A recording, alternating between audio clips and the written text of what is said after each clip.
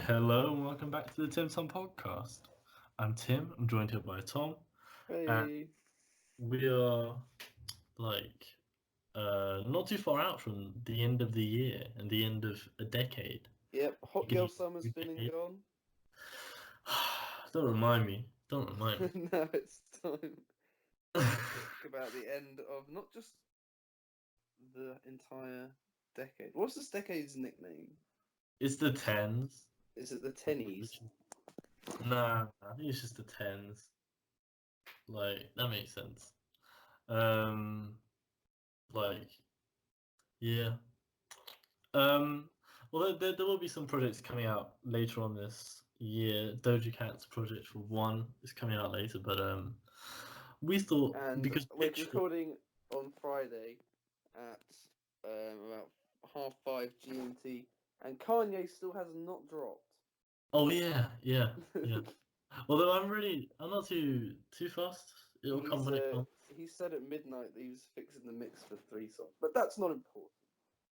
It it literally doesn't matter that much. The music will come out when it comes out. Just stop being so hyped because it's not gonna live up to your hype. Um, it might. But I don't know. I've never heard anyone being hyped about Christian rap until now. Um, so there was an article by Pitchfork which essentially covers their top 200 albums of the decade, isn't it? Yeah, and And it was, I think, purposely controversial because they always seem oh, whenever definitely, they whenever they do these tier lists, like I did the Kanye one last year, and deliberately I think put Late Registration as the second worst, which angered the people. yeah. We got this Is one. I thought 200 was a weird number, don't you?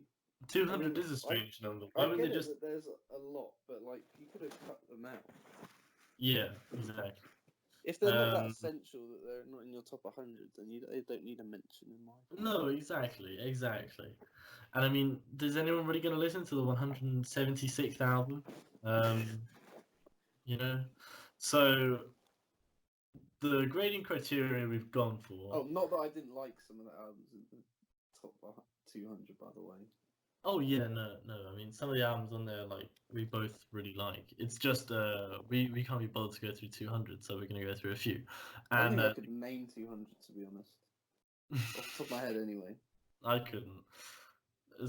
Yeah, so we're looking at cultural impact, longevity, importance in general, or like importance to music, importance to that subgenre that they're in, and then importance to us, or importance to me at least.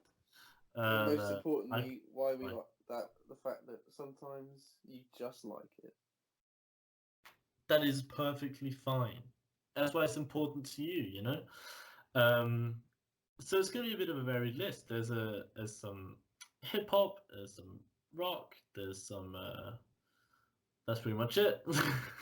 Hey, I've Oh, got there's two some jazz, R&B albums, I just realised. And and some oh yeah, jazz. yeah, no, there's some R&B as well. This is not the place for heavy metal though. Sorry, boys, and girls. So, without further ado, let's get stuck right in. So, I didn't rank them like an idiot. I Mine's think just a random list as well. yeah, mine's just a random list too. So I'm gonna kick it off with um Kendrick Lamar. Are you talking about? Well, I'm really Two want to talk entries. both. Yeah, Good Kid, Mad City, and T-Pab. But I Like, think we both agree that we prefer To Pimp a Butterfly, right? yeah. I re-listened to it like last week, and it's something about it, how polished it is, how it tells the story. Like it's a very abstract, winding, meandering path, and it's not like a straight story by any means. It's more like a bunch of kind of vignettes of life growing up as a black man in like, Compton in the US in a certain time, and it just perfectly encapsulates that sort of anxiety and those how uh, how like in 20 it came out 2015, And around 2015, racial tensions in the US were just like at a fever pitch. I swear to God, it was every single day you heard about a white cop shooting a black teenager. Like it was just everywhere. There was Black Lives Matter. Then there were like people going off from that and like having retaliation protests. There was a guy. There was an assassination at like a Blue Lives Matter protest. Like it was crazy, and I feel like, especially the fact that All Right became kind of a protest song for, I think it was Black Lives Matter in some protest after the release of TPAB. Like, it's just so important, I think. And I think it probably um, just holds a certain part of the 2010s in it, you know? So, Yeah, and I think just musically, the production's perfect throughout. yeah. There's the whole poem running through it throughout. All the Mm, features are good, and it just sort of musically is perfect. I think what it meant to the people as well, like mm. you were saying, sort of makes it a very significant album. Yeah, it is not just And it's not just a piece of music. It is exactly what you said. It's significant. It's culturally significant. And one thing about the features, like when I was listening to it, I kept on just like realizing, oh my God, okay, there's Anderson .Paak, there's Snoop Dogg, there's Dr. Dre, there's Thundercat, there's Kamashi Washington.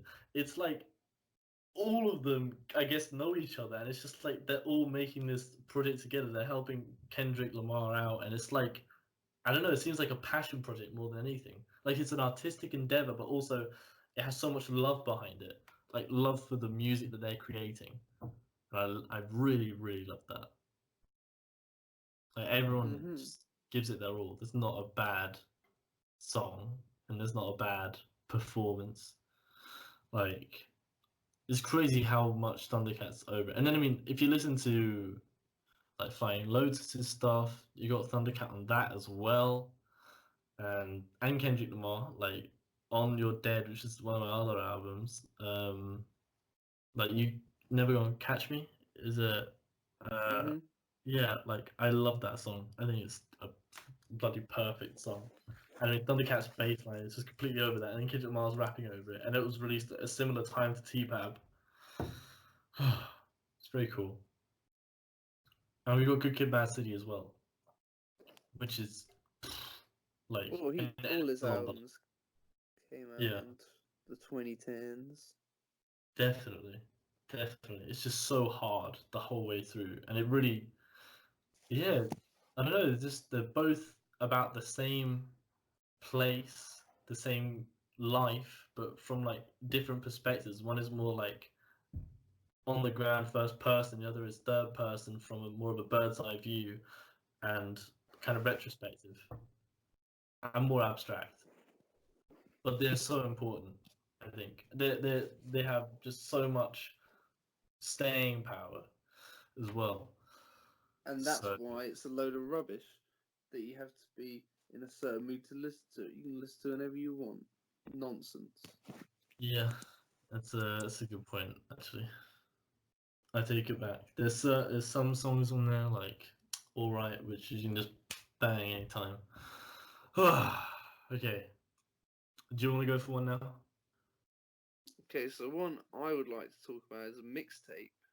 Live Love ASAP. ASAP Rocky's first project Mm-hmm. had lots of production from Clams Casino, and it was later revealed that he was an industry plant. And now that if you look back, you sort of can't see how it wasn't obvious because this was so cleanly produced for the first thing ever and has Schoolboy Q on it. And yeah, it was Yeah. just pretty great. And I think it's definitely one of the best mixtapes ever. Mm. I've got some mixtapes actually. That reminds me. Um, two. They're probably both gonna share everything. But it's not gonna be too long. I want to talk about like there's like 1999 by Joe Badass and Acid Rap by Chance the Rapper. They're Uh, both just pretty damn great. And Yeah, they're pretty important to me. I remember getting them off of that Piff and like putting them onto my iPod, going for runs and listening to it. And I was like, holy crap, there's music coming out now which is as good as the music that I was listening to, because I was just listening to like 90s rap. Like I was just listening to Wu-Tang and a lot of Ice Cube. And I found stuff which kind of had similar sounds, and I was so happy. It was so cool. And mixtape Chance the Rapper is Oh, always. I mean, the less said about the big day, the better. But I yeah. mean, Talking of days, talking of this is. days. I just love Acid Rap. Yeah, me too. It's so good. It's got so many good songs in it. And like the Like, features were so big. and the But features on 1999 as well. Like, I like that he Chuck raps with a lot of. Strangers Well, they're and all in his crew. oh, okay.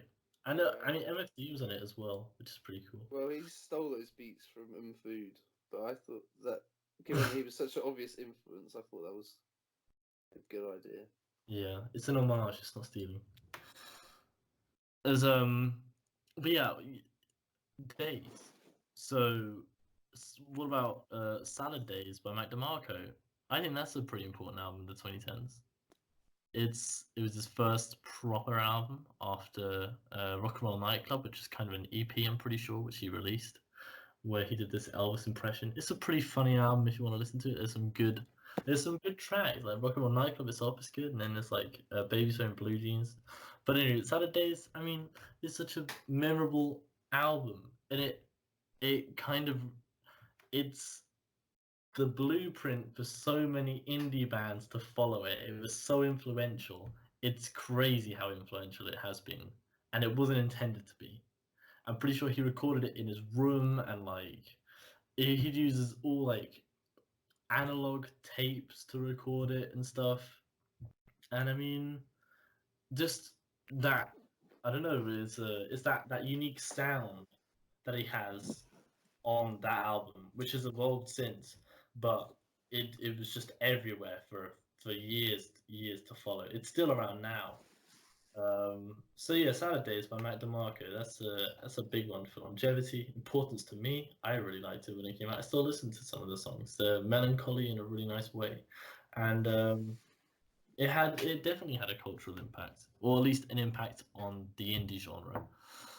I Yeah. think the Weeknd's, well, the whole trilogy is arguably very impactful because R&B's not really sounded the same since. But I Mm. think lots of people would say House of Balloons, but for me, Echoes of Silence is definitely the best one. Just the Mhm. songs throughout, they're all quite long songs, but like, so it's like 10 tracks and it's like 50 minutes. Yeah. But it's just the sort of moody, whole druggy experience. It's pretty great, and I think he released all three of them in the same year or in the space of 365 days. So that was very impressive, and I don't think he's ever really done anything as good since, even though Starboy was so popular. Yeah. And I wouldn't begrudge him that, but I mean, damn, this That's those three impressive. mixtapes. 3 hours in a year, or three mixtapes in a year. So that's House of Balloons, Thursday, and Echoes of Silence. Sade. Sade. Thursday. Um, Another kind of indie alternative one that I'd like to mention is Wayward Fire by the Chain Gang of 1974. So, I mean, if you play GTA or if you saw the trailer for GTA, you heard Sleepwalking, which is like the guy's biggest song. It's that kind of electronic indie which was like in abundance around like the early 2010s. Um, yeah, it's this one has those 80s kind of synth elements. It's all about a breakup. There's so many tracks which to me are just very nostalgic on it. So I could just pick it up and listen to it like whenever. I think I listened to it like fully through so many times, an innumerable amount. So yeah, I think that's an important one for me. And also, again, it was a time in the 2010s which has changed since, but like Tori and Moi had had like some of his albums were kind of in that sort of indie electronic sort of vibe. Like it's pretty much already a mirror apart from GTA. That was an entire musical genre at the time. I swear. Yeah. Now, the 2010s was mainly dominated, certainly if you're a white teenager, by trap music. And for me, the two best albums that capitulate that are Travis Scott's Rodeo and Playboi Carti's Die Lit. He said it. He said it. He said it. They're both so psychedelic, so trippy, so crazy, and like the quality of songs is good throughout. It's fun, and I mean, I think Rodeo was probably the peak of trap, but then it got like I don't know, the defibrillator to it when Die Lit came out. Yeah, definitely. And I think Die Lit's so minimalist as well. That's what everyone talks about. That's how there's the whole Pierre Bourne side of it. And come on, Cardi, drop the new album already. I mean, but yeah, you know, Die Lit is such a weird one. It's grown on me like no other project has, and I don't think any other projects will. The first time I listened to it, I saw it on like everyone's Instagrams. Like Sid was listening to it. Like everyone who I followed on Instagram was listening to it. I was like, why? I mean, it had that awesome album cover. But I listened to it and I was like, I'm not feeling this at all. And now, like, I love every song pretty much. It's I don't know. It's a meme, but it's also not at the same time. It's so lovable. Yeah. It's just like a cute little kid that's not really good at anything. Yeah. Except this obviously is good at things, but you know what I mean. Yeah, no, I totally get it. It's like I don't know. It's kind of like a trap album made by the weird kid on the playground. And you actually get definitely super cool. Yeah, Die Lit, definitely. It was our album of the year last year. No doubt. And album of the year this year as well. So I want to talk about some more like indie. No, not really indie. It's psych rock. Like that whole kind of neo psychedelic genre or subgenre of rock, which came out especially in the 2010s. I mean, you have people like Ty Segall who've been around for a while. The OCs have been around for a while as well.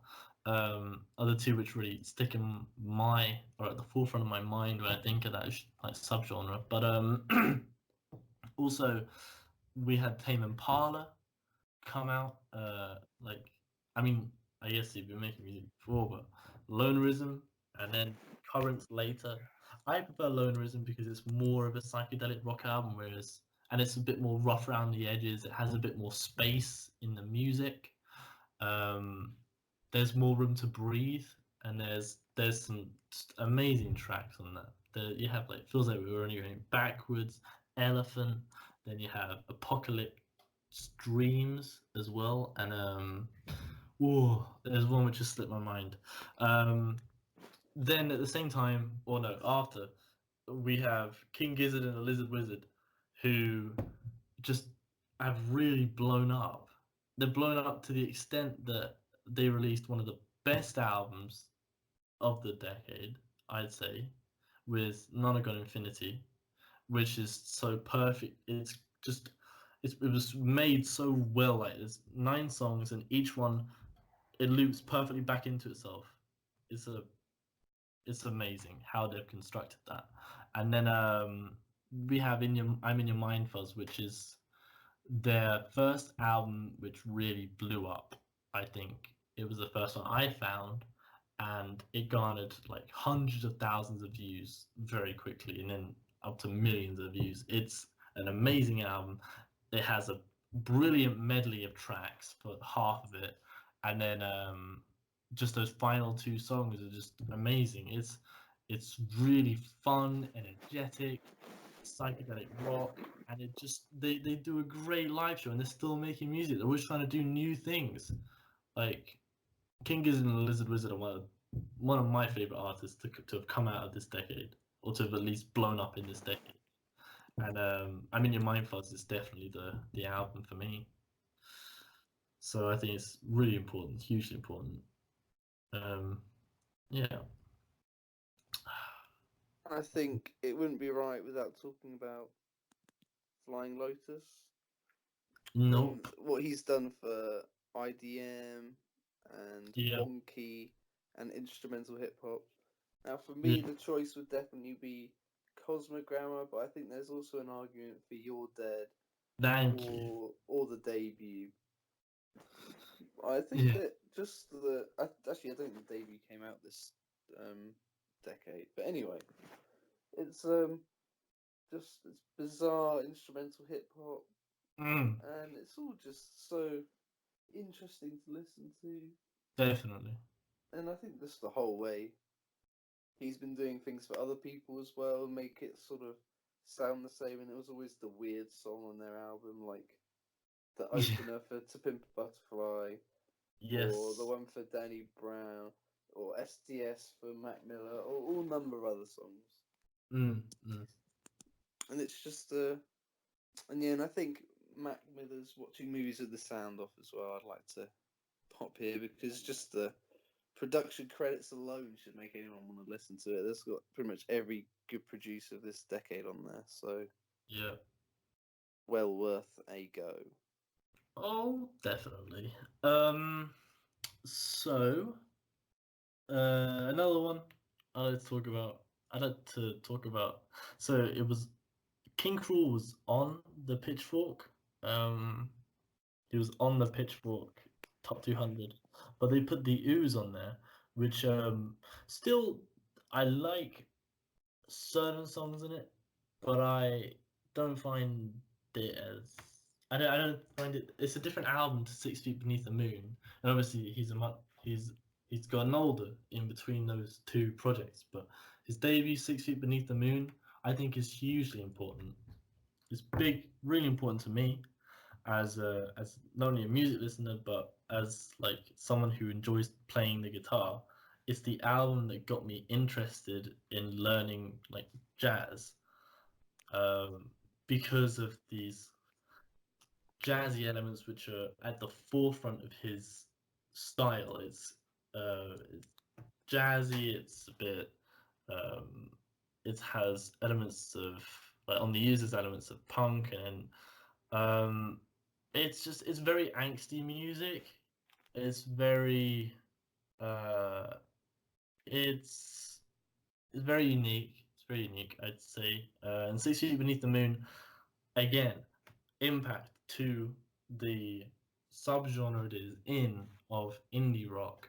Um, you had so many people who were trying to capture what that energy that Archie Marshall had on that first album when he was Zookid before as well. Like there's songs like Out Getting Ribs, which are just I think Out Getting Ribs is amazing.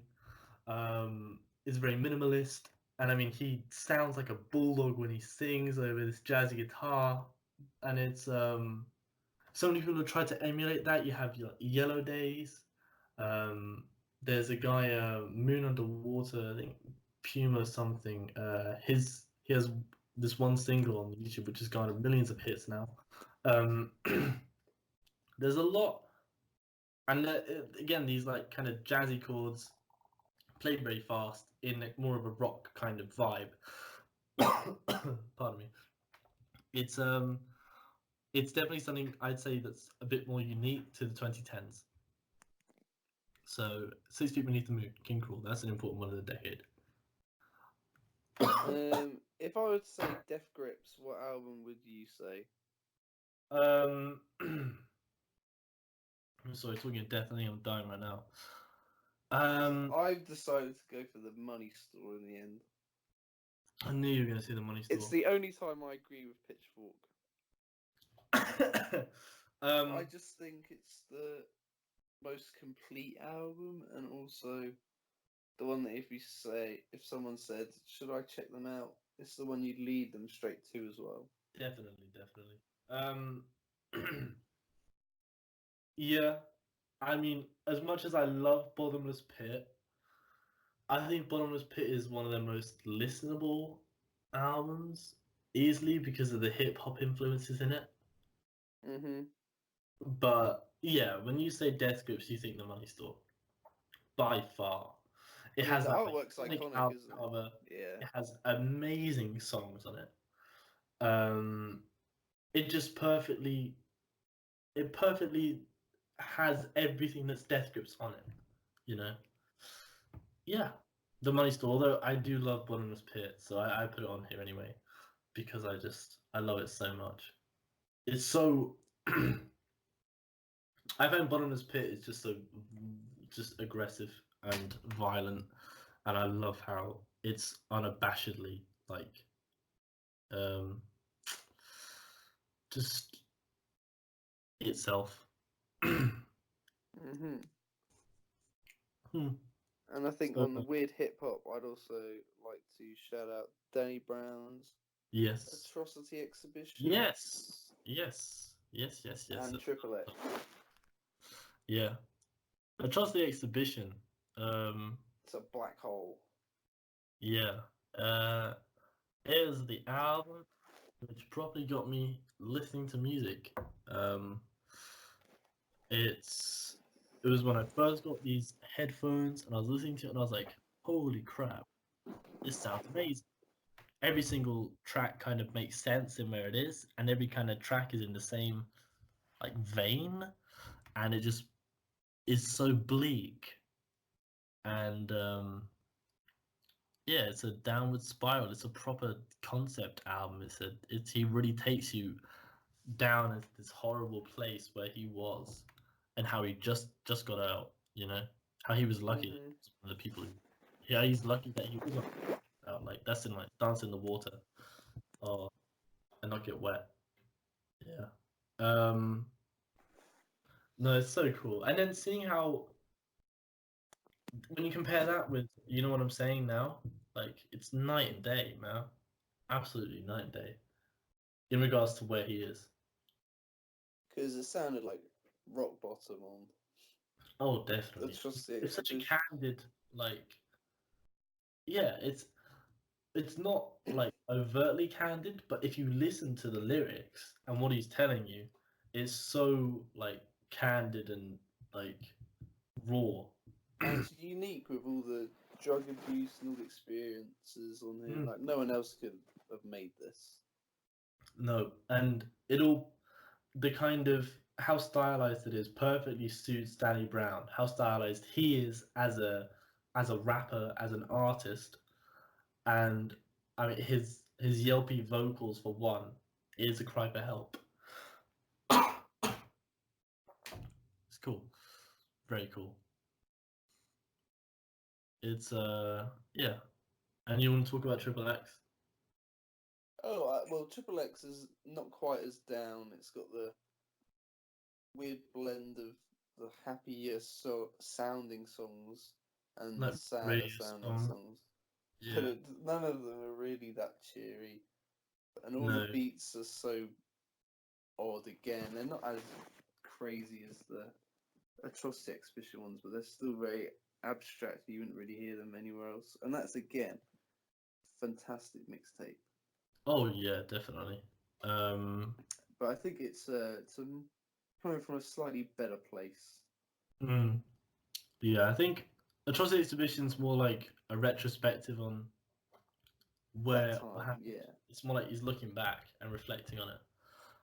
It's like that bit of thinking you need to do after something traumatic to come through.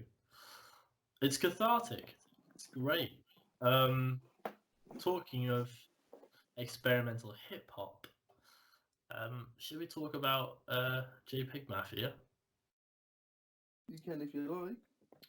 I I'd like to talk about Veteran. Um, and I mean, I think JPEG. I mean, I understand Veteran only came out last year.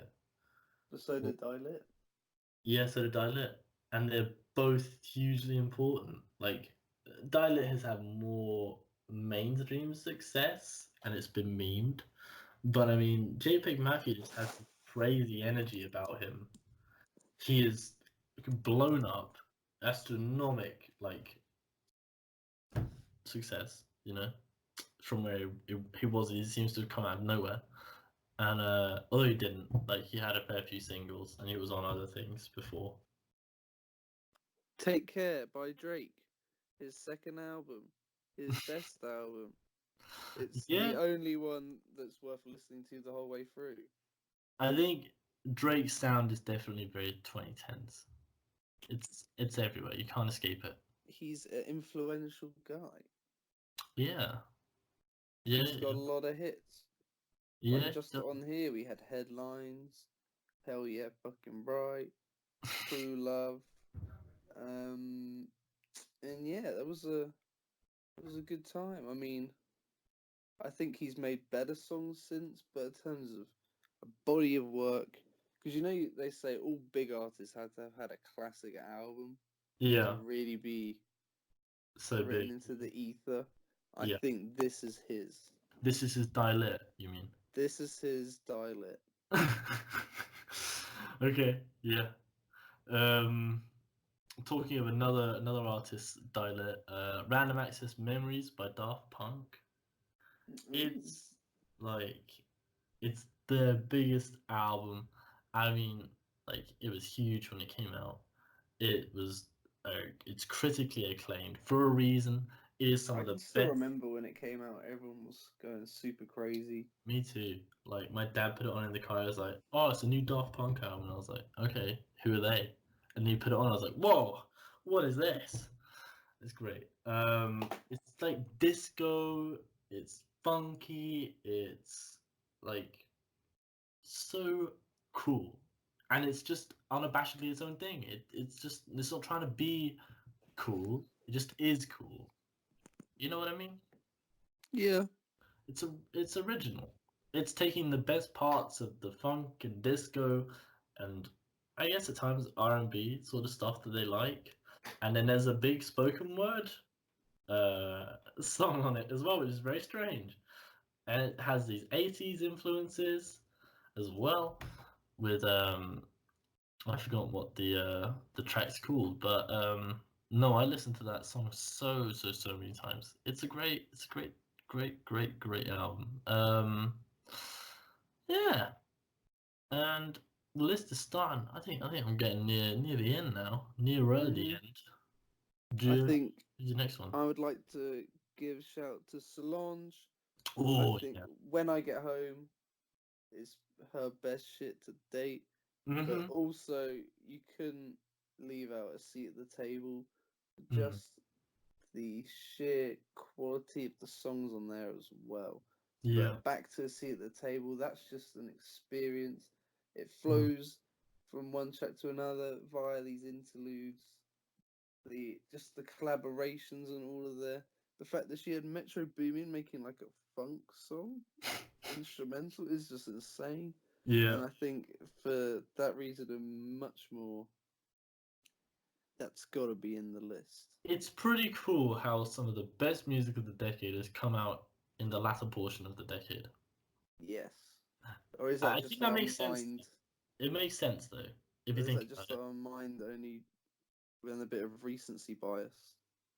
Potentially, but also I feel that once it gets kind of into the decade kind of kind of has its own sort of feel to it. Mm-hmm. And this definitely feels 2010s. Yeah. No, I totally agree. With everything you said.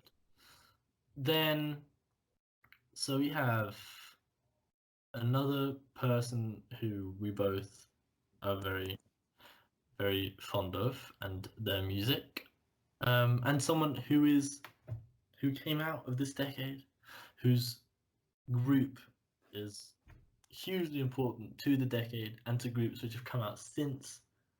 It's Tyler the Creator, and I'd like to talk. I think his three of his albums which have dropped this decade are just hugely important.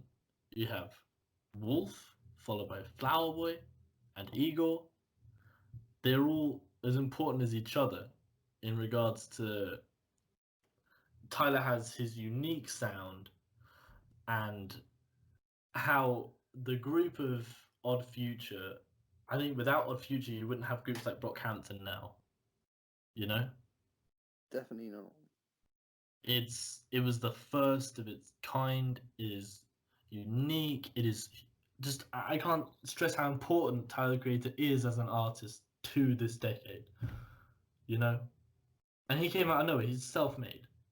It's just crazy and how he's grown into this icon of the decade. I feel if you that image of Igor, you know, in the suit with the wig is it's gonna stay. It's unique, and And he gave us Frank Ocean, the yeah, internet.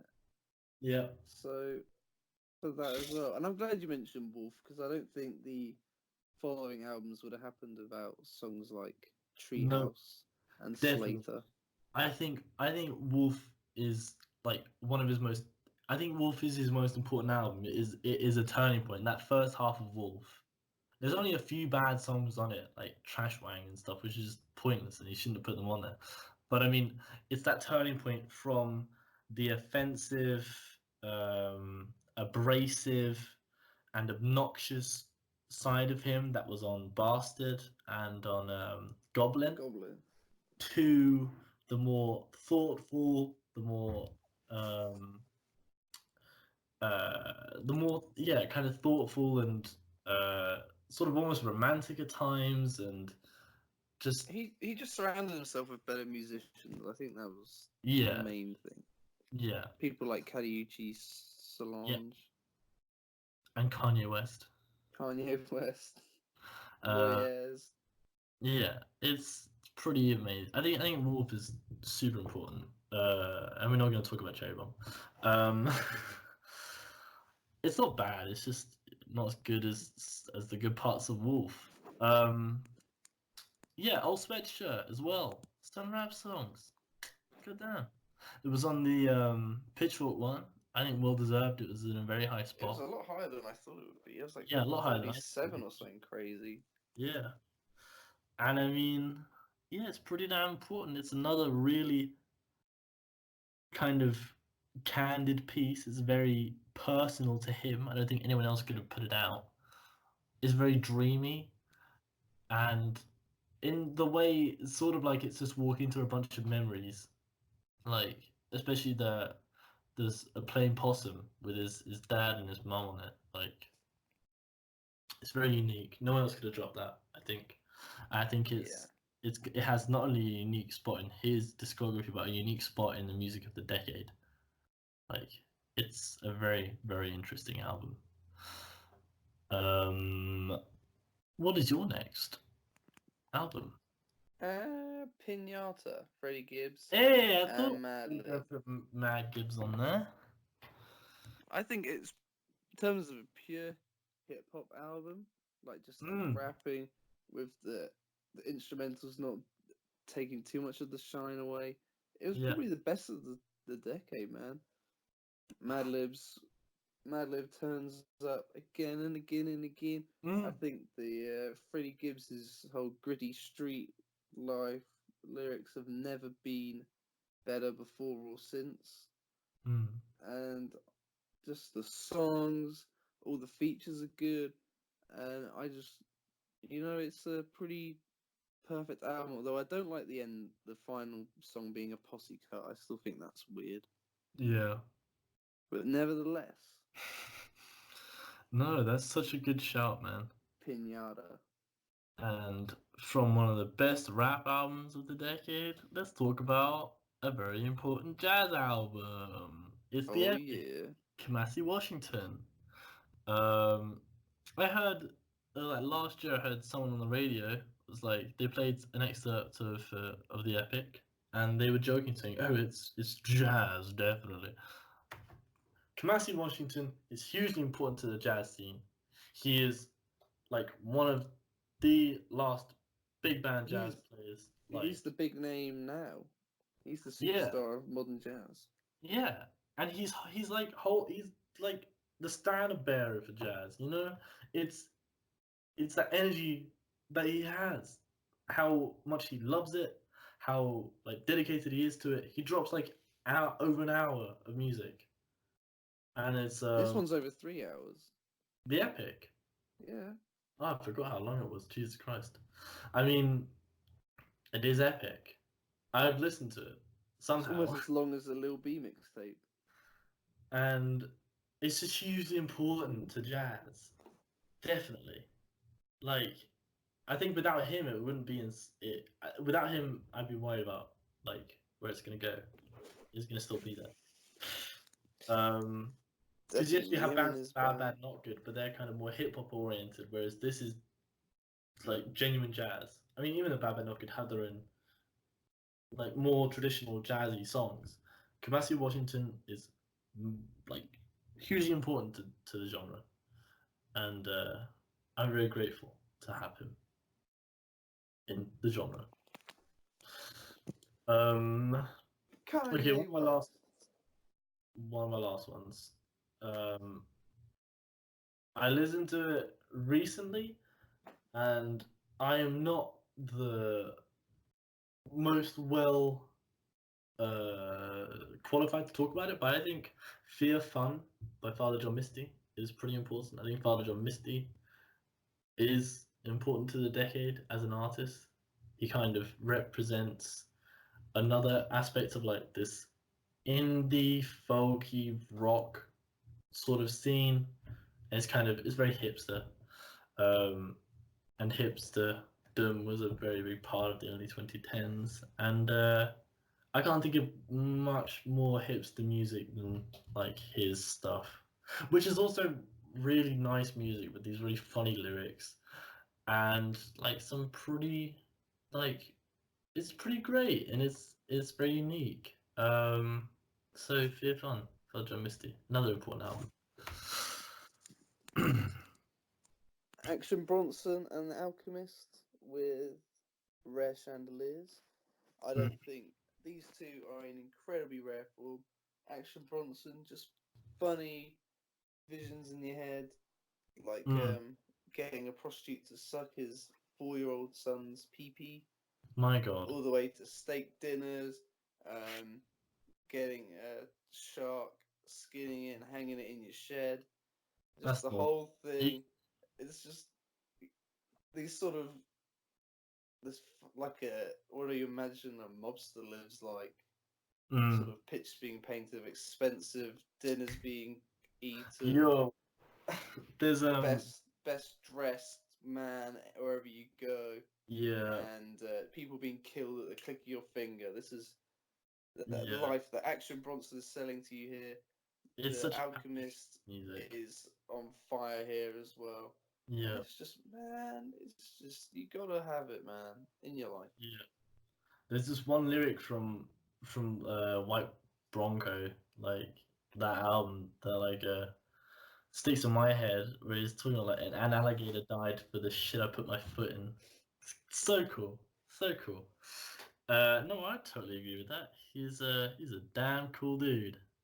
And all right, all right, all I right. think there's only two big ones left, right? There's two kind of mini big ones that I want to talk about, like Okay. Zoo, Denzel Curry, and Big Fish by Vince Staples. I think they're two important albums which will be they're very important in their relative artists' discographies, and I think they are unique to the period. I think Zoo's kind of uh, reimagining of like uses of some of these kind of 90s elements. I love that. And I love how Vince Staples uses these almost dance musicy elements on Big Fish on several of the songs like Crabs in a Bucket, I'm pretty sure. Um, and Big Fish as well. Like it's they're both pretty damn good. And they definitely deserve to be talked about. And yes, now these last two. Although I'd argue that Vince has, with FM, already bettered Big Fish. But that's neither here nor there. Tweaking is an amazing song. Um, but okay, so what one are you talking about first? Are we gonna talk about Yay or are we talking about Kanye. Let's go Kanye. okay, okay.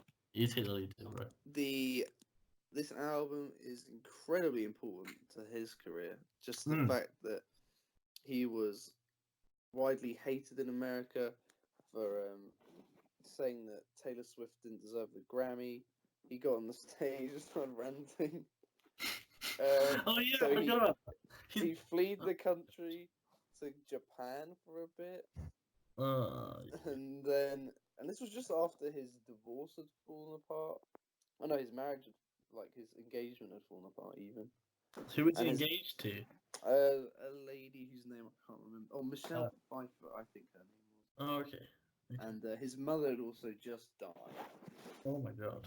Then he does all this, so he's not very popular. Obama called him an asshole. Really? Yeah, so he left for Japan and Italy to live there for a bit, and then he booked an entire studio block in Hawaii, called over every artist he liked, every producer he liked, and made the best rap album of all time. Yeah. It's a And it's just every single song is a hit. yeah. It's just insane.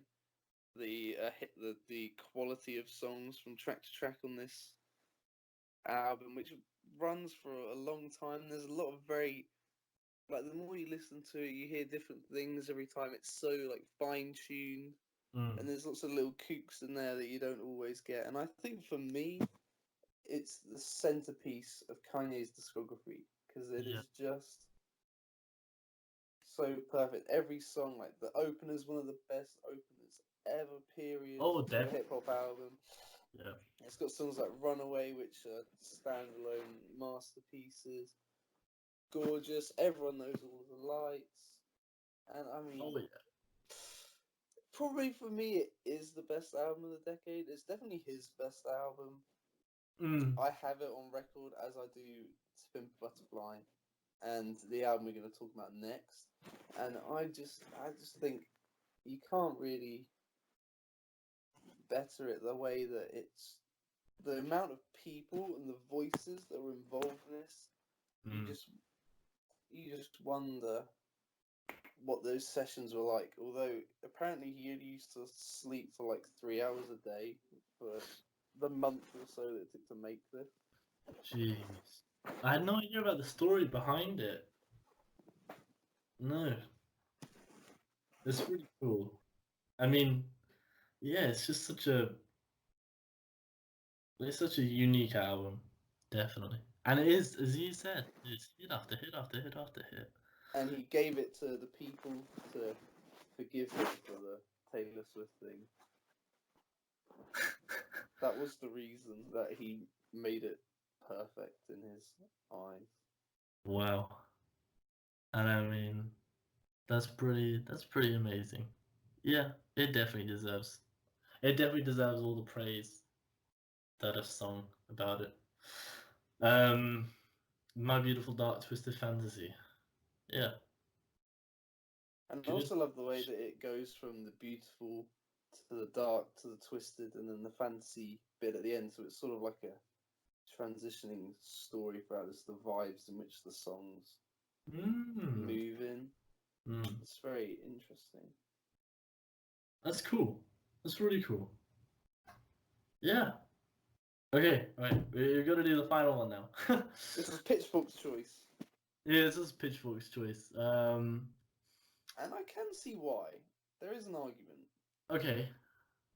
Would you care But to? is there the reason you're unhappy about it because you prefer Channel Orange to Blonde? Is that the reason?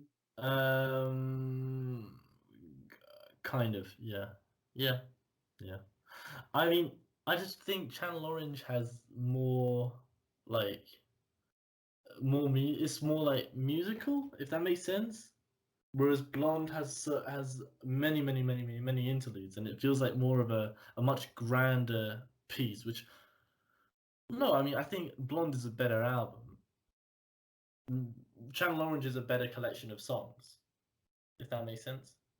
I just think that Blonde is the natural progression from it because Channel Yes. Orange and Yeah. Yeah. Nostalgia Ultra are both quite childish.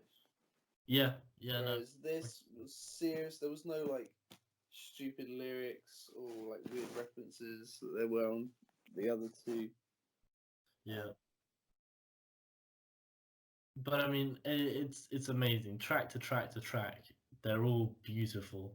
They all have, well, there's so many of these crazy beat switches, which if you just say the song to someone, they will know. Like if I said like Nights, you know the beat switch, like you know the moment, and Is definitely the it, best R&B and probably best pop album as well of the year, depending on how you categorize it.